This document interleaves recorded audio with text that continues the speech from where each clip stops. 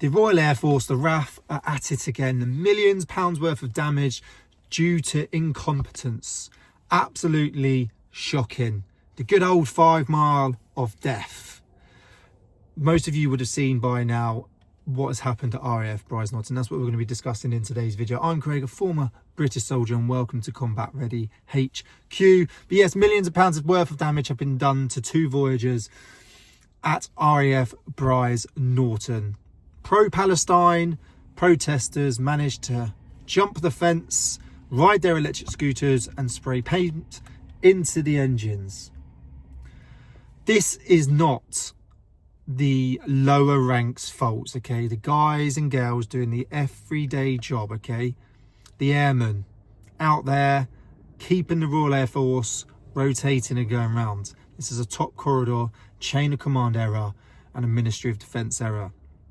This is just a lack of leadership, lack of funding, and just pure wokeness. It really is. I've been to RAF Brize Norton many times, flown out of there to go abroad on overseas exercise operations, and done my jumps course there. So been to Brize a lot. It is humongous. It's huge. A very hard camp, barracks, station, airport, whatever you want to call it, to keep secure, like patrolling wise. You need a lot of personnel walking and driving around. So the answer is build a bigger fences, because the fence they jumped was not that big. Build bigger fences. Cameras as well. Get some cameras out. Like motion sensor fences. You could have all sorts. Technology is so good nowadays, but we're too busy worrying about who they're hiring and who's getting promoted.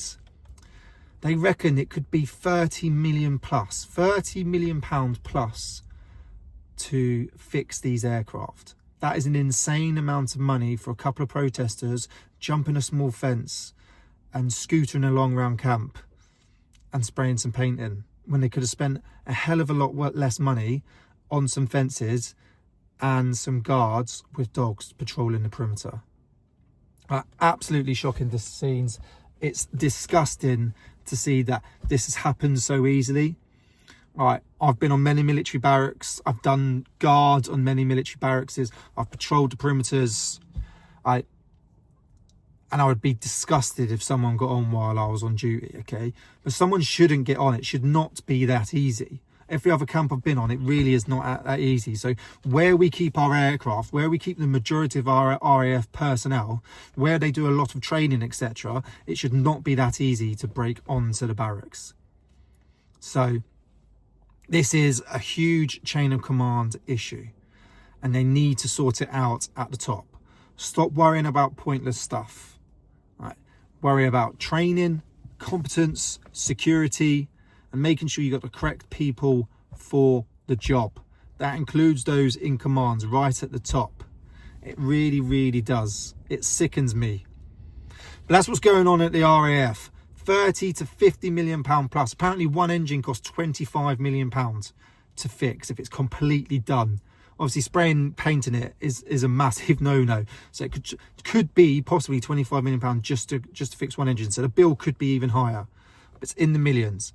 It's even more disgusting that these people are doing this. I get, yeah, we possibly support Israel, right? But you spraying paint into an engine protesting doesn't do anything. If you want to make a difference, fly over to Gaza. That's my personal opinion anyway. What else has been going on in the world then? Obviously, we've got the Iran and Israeli attacks. As we know, they have been going on. US did step it up, struck 3 nuclear sites, as we mentioned in a previous video. It's now Iran's move. UK Sir Keir Starmer is asking for peace. He wants to de-escalate the situation before it gets out of control, while we are, and the US are moving more and more warships into the area. What will Iran do? We do not know as of yet, but there's a few options open to them.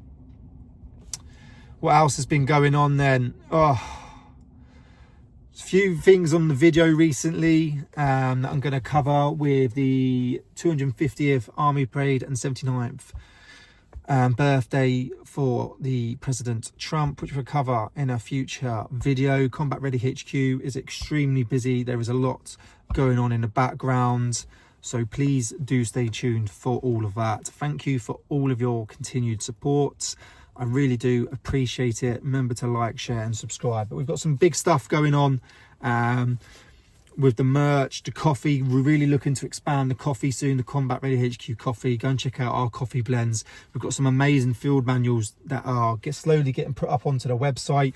The Covert Ops coffee blend is now on the website. So when you purchase a Covert Ops coffee, you'll be automatically sent on fulfillment a downloadable field manual on how best to extract that coffee to get the best taste and flavour and what goes best with it. So you can check that out over on the website. Like I said, that is an automatic download.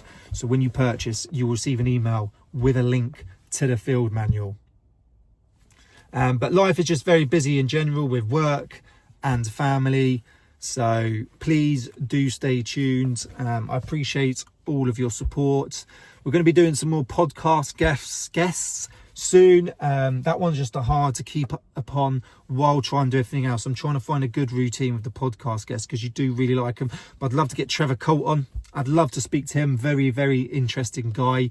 Do comment below if you'd like to see him on the channel. And there's quite a few other guys that I'd like to get on as well. I'm back in the gym. I'm now sitting at 98 kilos, 98 to 99 kilos. I'm trying to break the 100 kilo mark and consistently be over 100 kilos. I used to struggle to get over 87, 88.